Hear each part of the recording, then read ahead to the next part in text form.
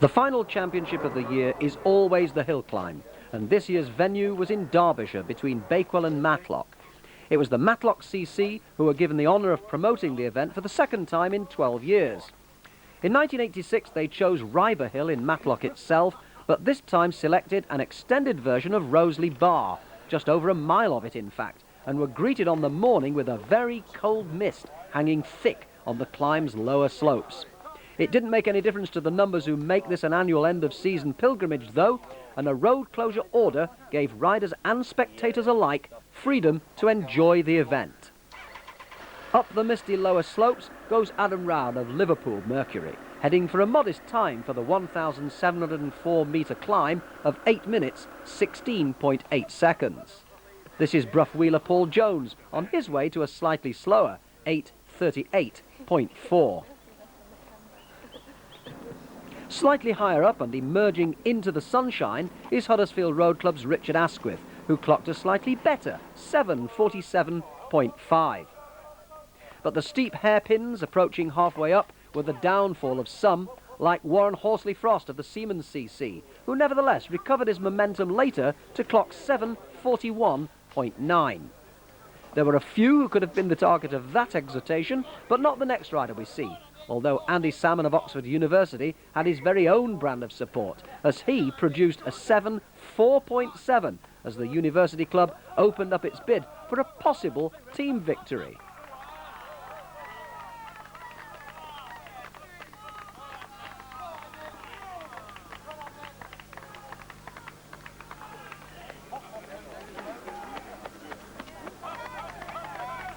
Next around the hairpins was Ian Fleming of Team Oral. He managed 7:14.3. As several spectators pushed their bikes up the steep hill, Andrew Moore of Barton Wheelers was straining past them on his way to a time of 8:58.3. Only 2 riders would record slower times than his. A quarter of the way through the field and Daniel G of Worcester St John's responds well to the encouragement of the crowd and goes on to record a new fastest time of 6:29.3.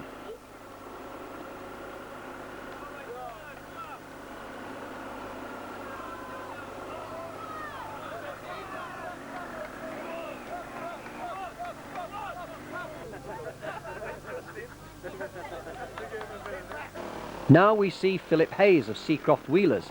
He was only to manage 7:46.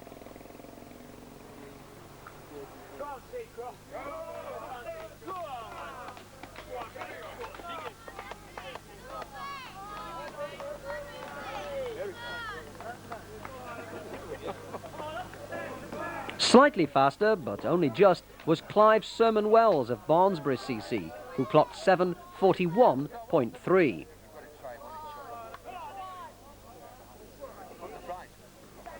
Fixed wheel and gears were split about 50-50 on this hill of varying gradients, and it was gears that the next rider chose, Simon Dixon of Chesterfield Spire, who rose to the occasion with 6 minutes 40.1. This is Coventry Olympics' Kelly Sidwell, who produced a similar ride, 6:44.3. Here we see him on the flatter midsection of the course, where the sun was now making it a most pleasant morning, so different from the mist enshrouded lower slopes. Many spectators had come well prepared for the day, and there were bikes by the score wherever there was a wall on which to lean them, as Keith Richardson of Team Quinter heaved himself up to a time of 7:29.6.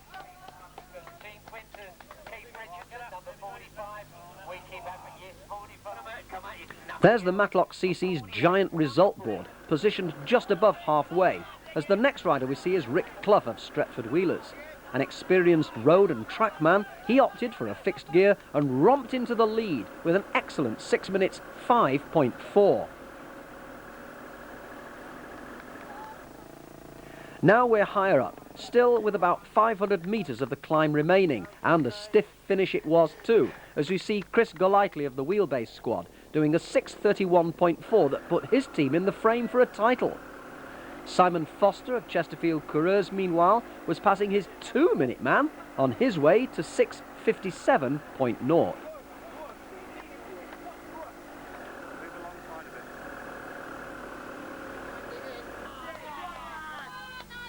Nigel 40 of Derby Mercury was somewhat slower. He did 7:29.1.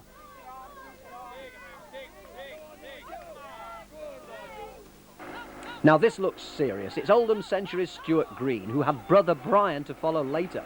Both of them are hill climb winners, and Stuart didn't disappoint, snatching the lead with 6 minutes 0.2.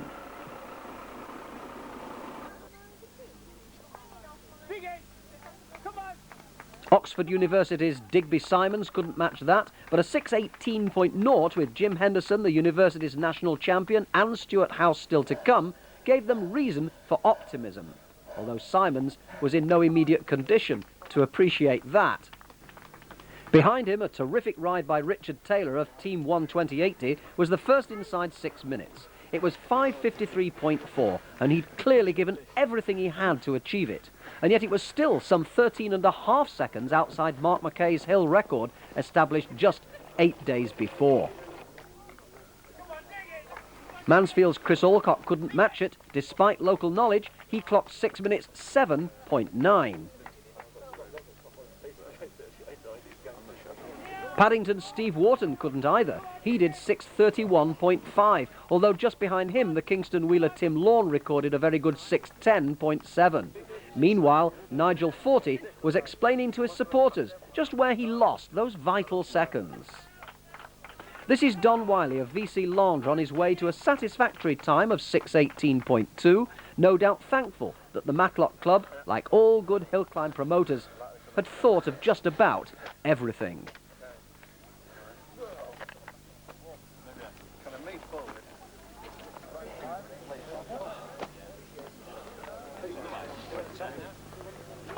Oxford University's Stuart House was next, and he didn't disappoint, recording 6:44.7 to enhance their team hopes. He was quickly followed by Nathan Chester of Hull Thursday, who went temporarily into third place with his 6:3.0.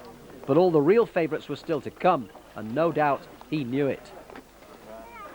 Phil Marshall of Global Racing was the next seeded rider, but he could only manage 6:14.8, despite the urgings of the crowd, who gave this championship its traditional flavour.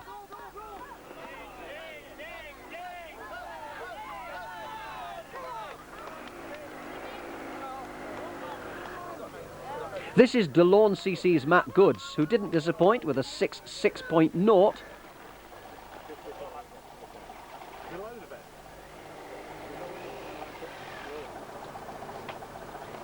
But 1 minute behind him, and also making a great second half rally after being 2.4 seconds slower than Taylor at halfway, was Leo's Bill Moore. The popular Midlander, choosing fixed wheel, was revving well on the easier midsection and finished strongly on the final sting in the tail to take the lead with 5:44.9.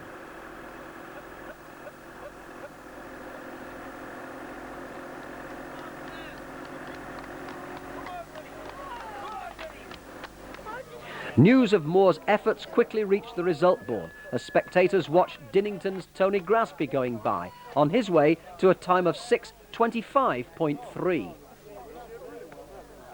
But hot on his heels was the second of Oldham Century's Green brothers, Brian.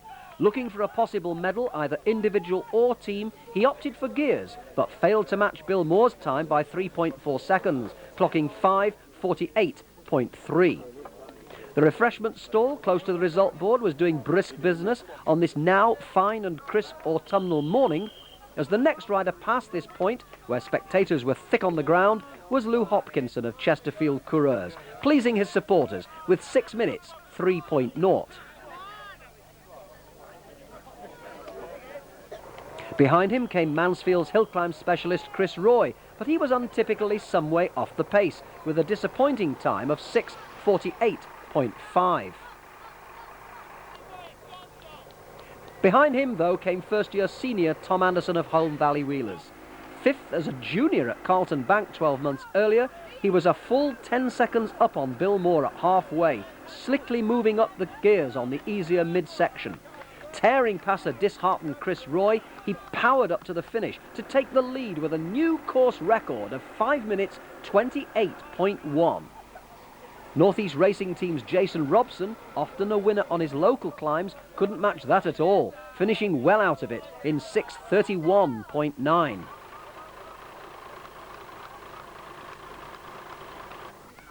Scotsman Stuart Duff of Johnston Wheelers was the next seeded rider on view, but he was well down on the leaders and had to settle for a time of 6 minutes 4.7, despite embarrassing DeLorme's John O'Brien.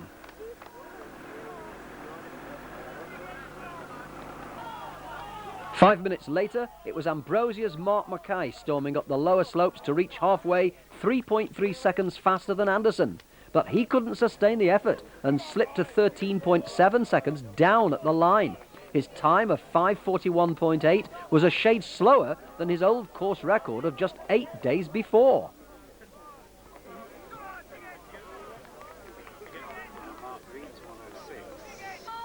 Oldham Century were hoping Mark Flynn might help their team chances, but a disappointing 7:22.4 meant they were out of it. It now looked to be between Oxford University and Wheelbase, and their two star riders were still to come. And here's one of them, Oxford's Jim Henderson. A surprise bronze medalist in '96, he'd clinched the University's championship for the third time on nearby Kerber Edge the day before.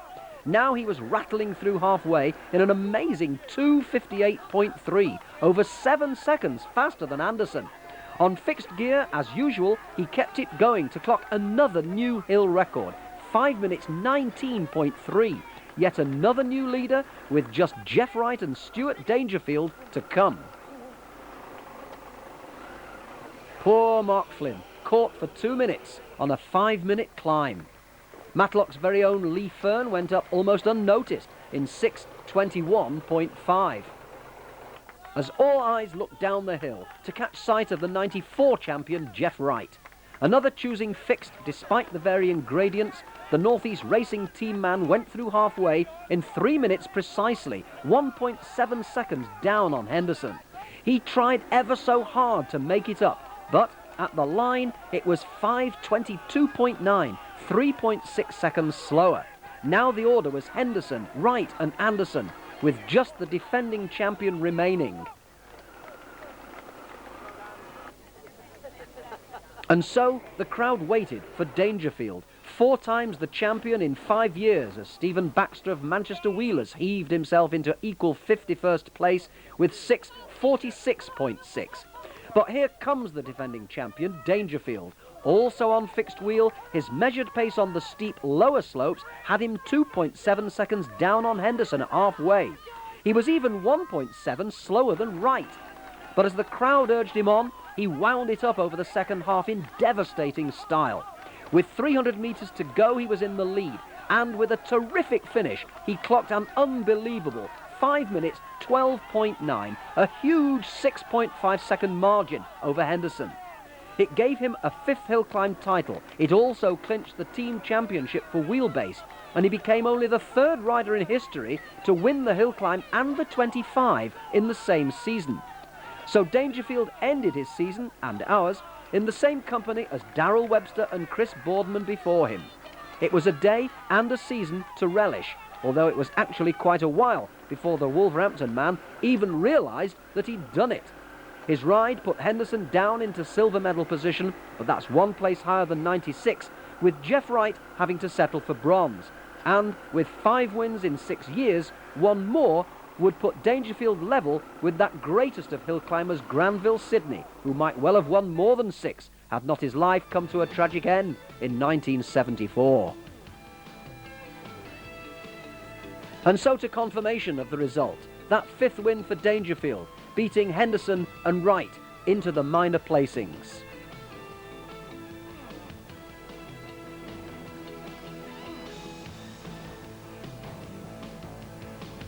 Confirmation of the double for Dangerfield, leading the winning team, the Wheelbase CC, thanks to great support from Andrew and Golightly.